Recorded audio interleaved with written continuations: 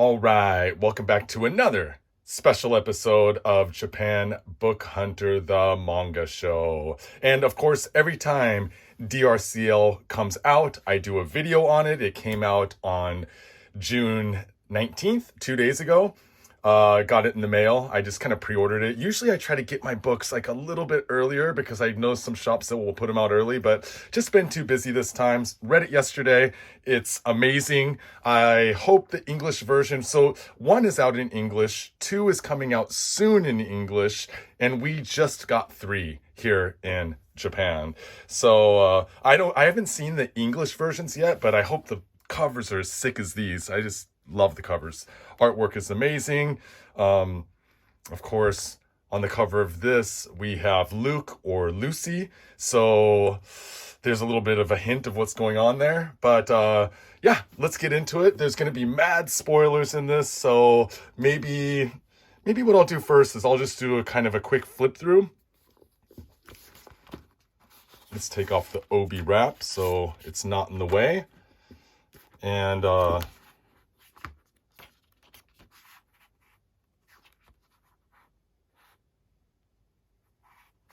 course, we're at Whitby School, where our protagonists live. Some amazing art in here. So no spoilers yet. I'll just show a few pages.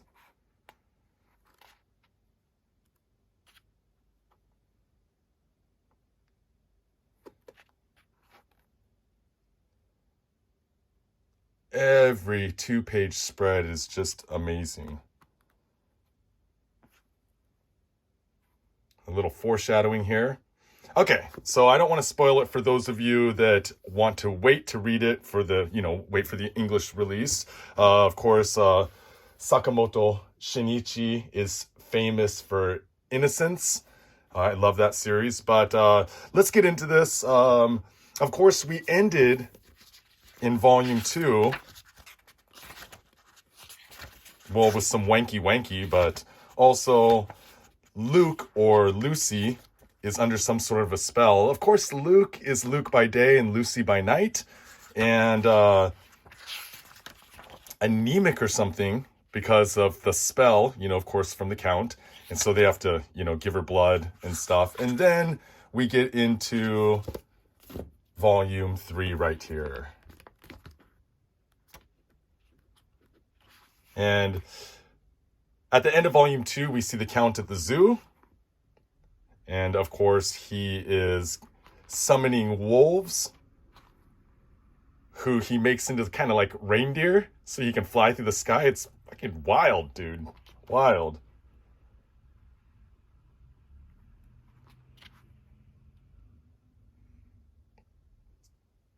Quincy over here is losing his mind. Because, of course, Luke is under a spell.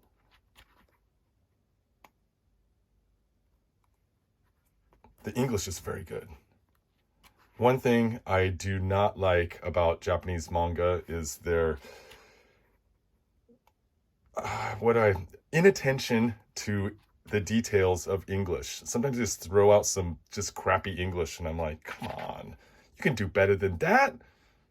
But again, we have the Count flying through the sky on his wolf chariot.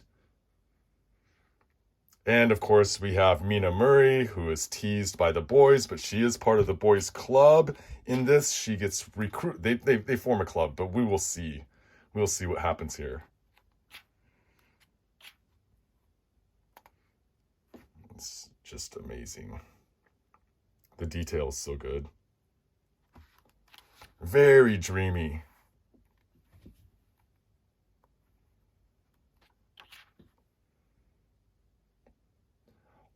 Luke is always kind of in this, prior to the spell, during the daytime, Luke was very boyish, but, under the spell, he's kind of genderless. She. They. And of course, we have Van Helsing, the only adult in the group.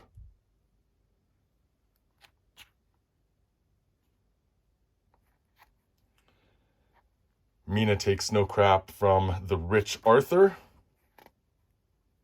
And of course, we have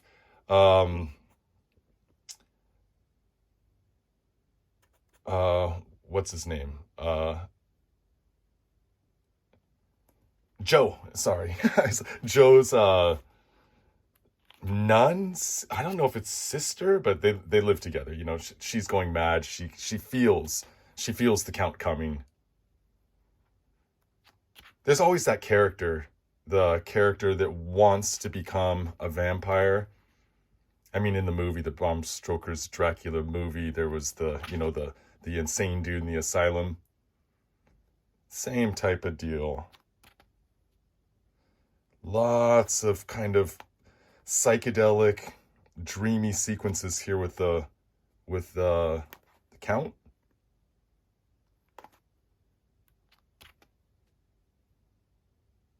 Now they know that he is coming. So Van Helsing had put out the garlic flowers, spread them around the cathedral to keep the count away, but he just eats them. He doesn't give a shit. He doesn't give a shit about some flowers. He's too strong for that.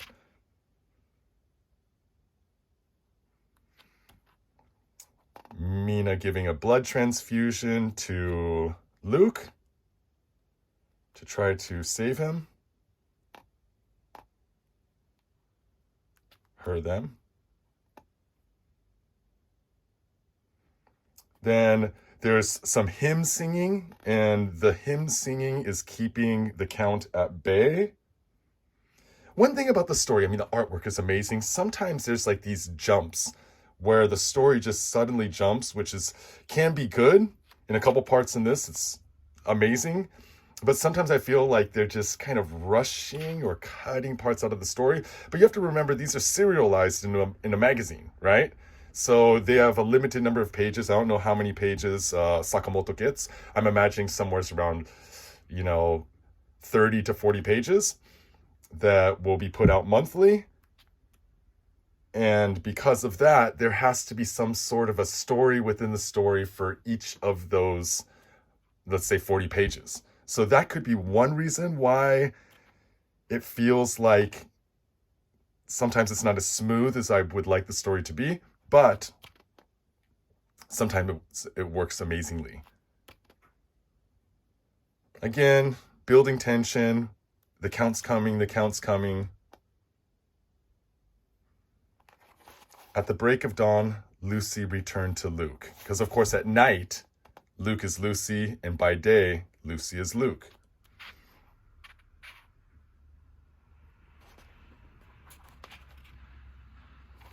Mina's like, don't open the door. It seems like it's getting light out, but it's still actually dark. Opens the door, and there's this giant head. So psychedelic. Wolves. This is a tattoo that Helsing got in Japan. Then, which is like obviously like foreshadowing something's gonna happen, right? He's telling the story of becoming a man by getting a tattoo. Then suddenly disintegration.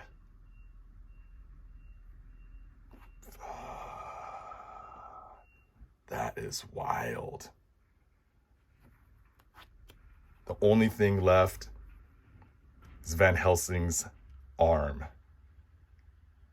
Luke is vanished, liquefied maybe, and Van Helsing's obviously out of the story. So now we have basically a kid's adventure story, horror adventure story moving forward. Here we have, of course, the funeral for Luke.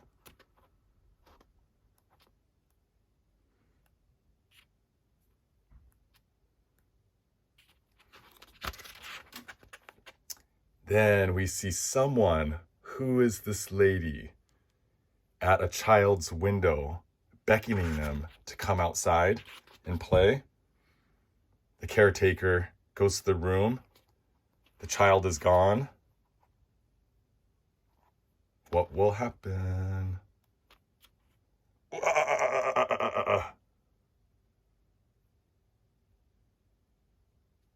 That child is dead. No simple bite to the neck either. Decapitation and just drinking the blood out of the neck hole. Wild.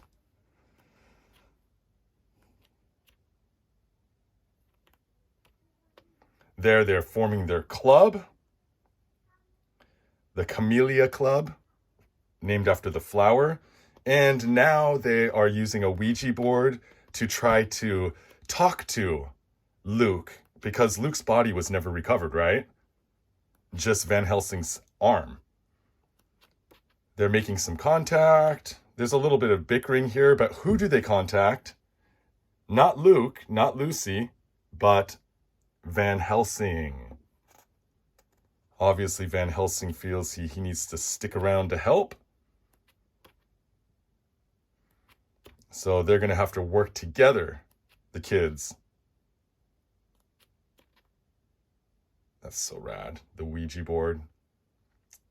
Planchetta? I don't know what it's called. You know, the thing you put your fingers on. Flying around. They go to Lucy's grave to dig him up. And inside the grave, there are children's skulls. Wah. That is one hungry vampire. And then while they're in the graveyard, the Count shows up.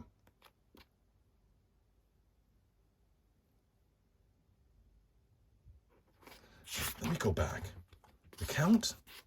Not the Count, sorry. Obviously, Lucy. Not Lucy, because it's nighttime.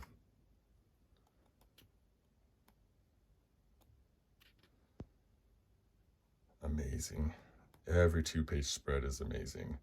Then all of a sudden we skip ahead and all of the children have been captured. They are in these spider webs. Fuck. I don't know what those are, but it's wild. But check out Lucy here. Like a giant caterpillar woman. That's wild. And there we have Lucy at the end. The boys went to the graveyard without Mina. They would not let her come because she's a girl. Of course, there's that's part of the underlying story, is that she's mistreated by the boys because she's a girl. There's no equality at this time. And, but she's tougher than all the boys. She's, the catch wrestling. She's like the master wrestler and all that stuff. So that's where we end with Volume 3. There's a little bit of a story here at the end, a little bit of foreshadowing of what's going to come next. And then we have some art from what will be DRCL Midnight Children 4. So we see some action going on with Mina. Giant hand. Not sure what that is. Some dead people or demon shit going on. And yeah, should be exciting. But unfortunately, we're going to have to wait for probably another 5 months for number 4 to come out over here.